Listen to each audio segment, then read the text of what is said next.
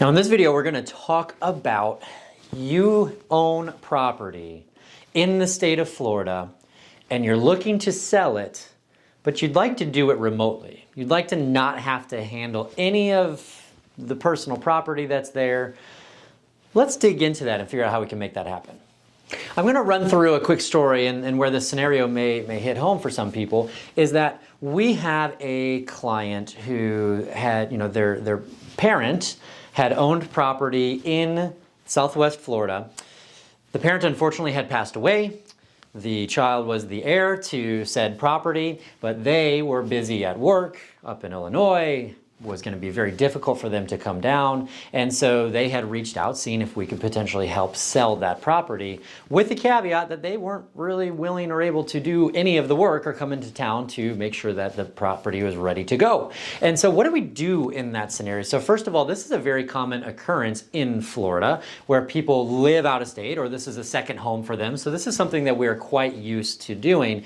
And really the biggest thing is we've got to have access. So if there's a home watch person or a neighbor who has a key, then we're on to something. So eventually what we'll have to do is we'll do evaluation of the property, understand what needs to be done. Are there any repairs, or is there personal property that must be removed prior to going on the market, so that we can make sure that we get the highest dollar possible for that property.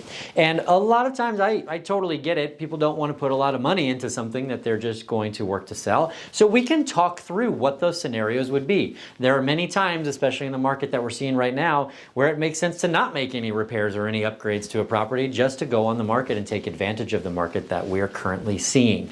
And so how this all works is that can be done remotely.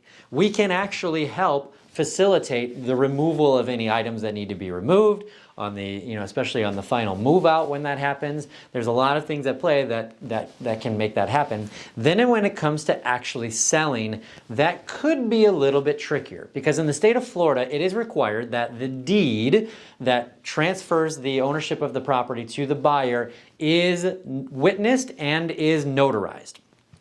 The beauty of all of this is that we have mobile notaries. Those mobile notaries are sent by the title company or the attorney's office that can come wherever you are to be able to get that deed and the other closing paperwork signed.